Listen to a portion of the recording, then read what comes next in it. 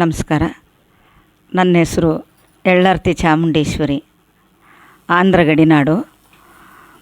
ನಾನು 8 ವರ್ಷದ ಹುಡುಗಿರುವಾಗಲಿಂದ ನಮ್ಮ ತಂದೆ ಕಲಾವಿದರು, ಹಾರ್ಮೋನಿಯಂ ಮಾಸ್ಟ್ರು ವೀರಭದ್ರಯ್ಯ ಸ್ವಾಮಿ. ಅವ್ರದ್ದು ಉಪ್ಪಾರಸಳ್ಳಿ.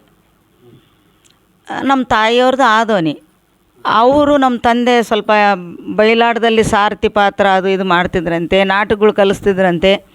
ಪ್ರತಿಯೊಂದು ಅವರು ಕಲೆಯ ಬಗ್ಗೆ ಅವರಿಗೆ ಅಷ್ಟು ಇದು ಆಸೆ, ನಾವು ಹಿಂಗಾಗಬೇಕು, ನಾನು ಹಿಂಗಾಗಬೇಕು, ನಾನು ಹಿಂಗಂತ. ನಮ್ಮ ತಂದೆಯವರಿಗೆ ಮಕ್ಕಳೇ ಗಂಡು ಹುಡುಗರು ಇರಲಿಲ್ಲ ದುಡಿಯೋದಕ್ಕೆ.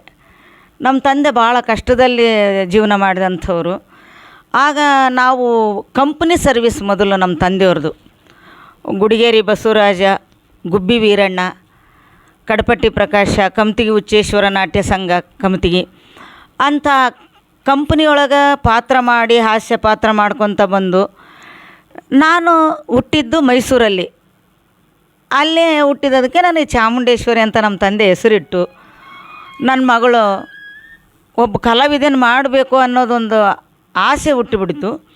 ಸೊಲ್ಲಾಪುರಕ್ಕೆ ಹೋದ್ವಿ. ಕಂಪ್ನಿ ಸೊಲ್ಲಾಪುರದಲ್ಲಿತ್ತು. ಆಗ ಸಣ್ಣದೊಂದು ಪಾತ್ರ, ಭಿಕ್ಷೆ ಬೇಡಬೇಕು. ಆವಾಗ